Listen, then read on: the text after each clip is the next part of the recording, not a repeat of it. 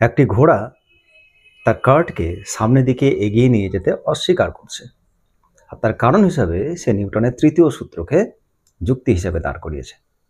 কি বলেছে?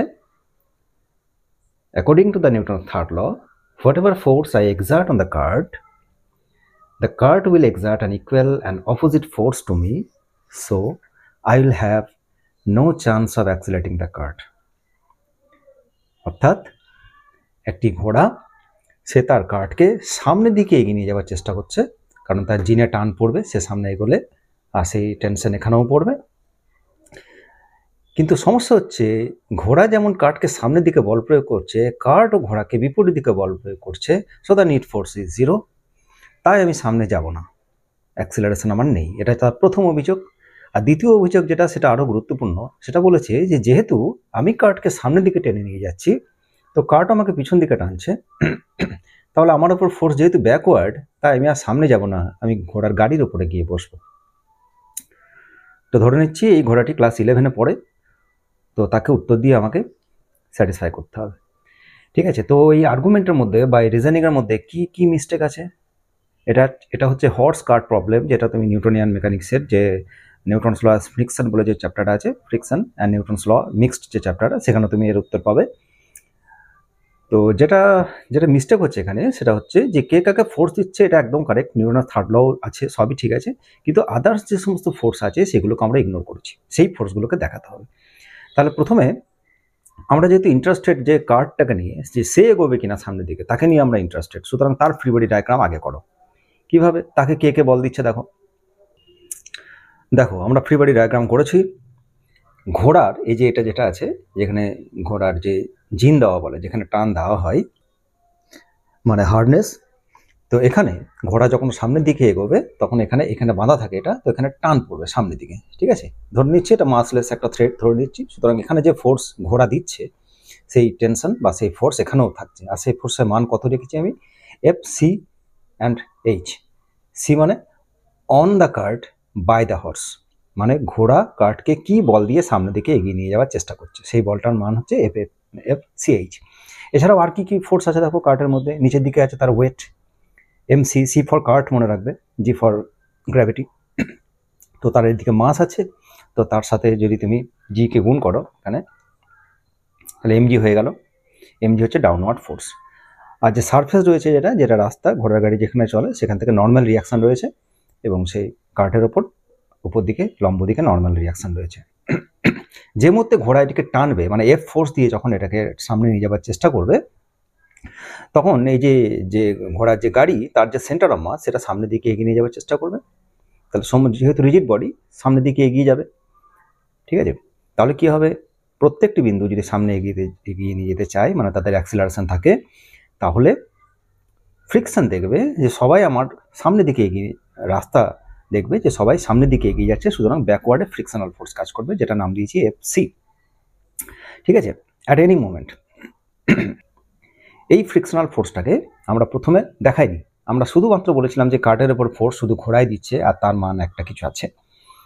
ঠিক আছে, এখন দেখো এই যে কার্ট, তার ভার্টিক্যাল ডিরেকশন বরাবর তার নিট ফোর্স হচ্ছে জিরো, কারণ সে ভার্টিক্যালি গাড়ি লিফট হচ্ছে না, সুতরাং এইটা যা মান এটারও তাই মান। কিন্তু হরাইজন্টালি কি কি ফোর্স আছে দেখো, একটা ফোর্স আছে এইটা এফ সি এইচ, আর একটা ফোর্স আছে ব্যাকওয়ার্ড, সেটা হচ্ছে এফ সি, এটা ফ্রিকশনাল ফোর্স, আর ওইটা ঘোড়া যে পরিমাণে বল দিচ্ছে।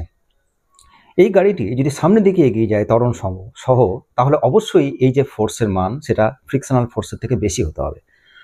So magnitude of F C H should be greater than that of the magnitude of F C. এটা হচ্ছে শর্ত। যদি বলা হয় অ্যাক্সিলারেশন কত এর, তাহলে অ্যাক্সিলারেশন তুমি বের করতে পারো, net force by total mass. So what is the net force? F C H minus F C divided by M C. ঠিক আছে, এটা হচ্ছে কার্টের মাস, এটা হচ্ছে যে ফোর্স দুটোর মধ্যে রেজাল্টেন্ট ফোর্স, আর এটা হচ্ছে অ্যাক্সেলারেশন। এটা হচ্ছে সামনের দিকে যে অ্যাক্সেলারেশন নিয়ে সে যাচ্ছে। যদি অ্যাক্সেলারেশন না থাকে তাহলে that force must be zero, equal and opposite, এই দুটো ফোর্স। হ্যাঁ, বিপরীতমুখী তো দেখতেই পাচ্ছ, তাদের মান যদি সমান হয় তাহলে এটা থাকবে না, অ্যাক্সেলারেশন জিরো হবে, ভেলোসিটি কনস্ট্যান্ট হয়ে যাবে সেক্ষেত্রে। ঠিক আছে, তো এটা হলো কার্টের ক্ষেত্রে। এবার ঘোড়ার ক্ষেত্রে দেখো, ঘোড়ার যদি ফ্রি বডি ডায়াগ্রাম করো, তাহলে দেখো যেহেতু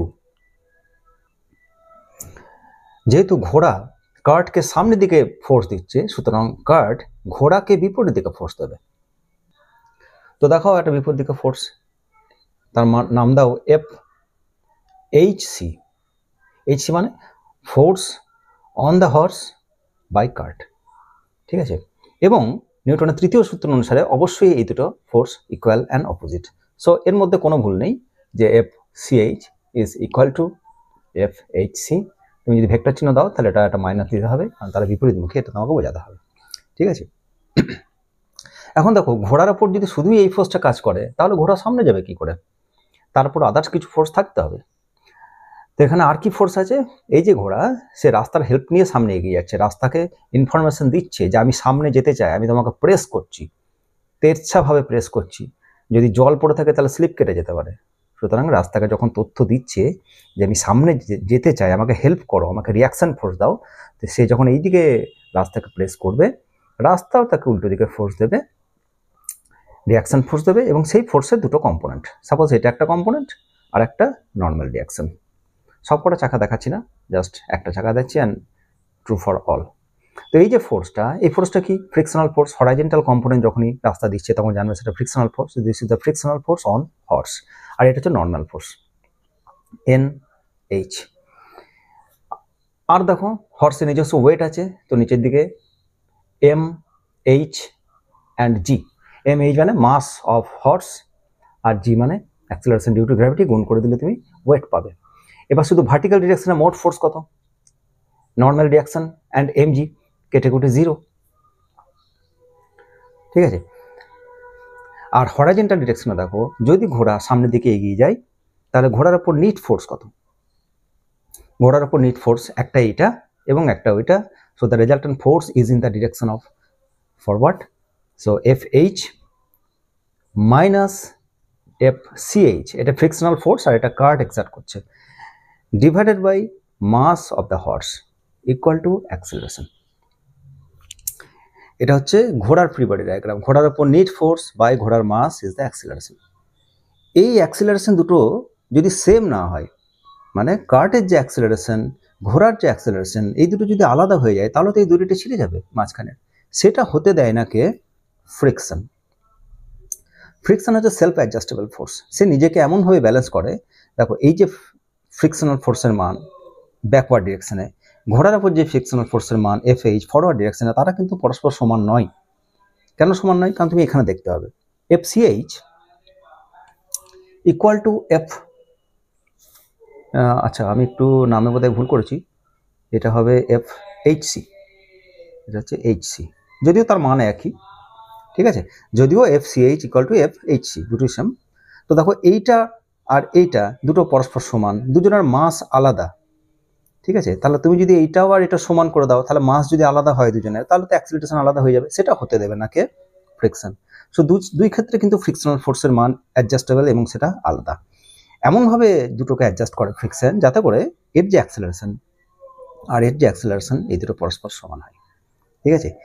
তাহলে ঘোড়া তোমাকে যে দাবিটা করেছিল যে আমি কার্টকে সামনের দিকে এগিয়ে নিয়ে যাওয়ার জন্য ফোর্স দিচ্ছি, কার্ট আমাকে বিপরীত দিকে ফোর্স দিচ্ছে, তাই নিট ফোর্স 0, তাই আমি সামনের দিকে এগোবো না। So that is not the true fact. এর বাইরেও আরও কিছু ঢুকে আছে, কি ঘোড়া এবং গাড়ি যদি তোমাকে যেটা সিস্টেম হয়, তাহলে সেই সিস্টেমের ওপর নিট ফোর্স 0 নয়। যদি সিস্টেমের অ্যাক্সিলারেশন থেকে থাকে তাহলে এই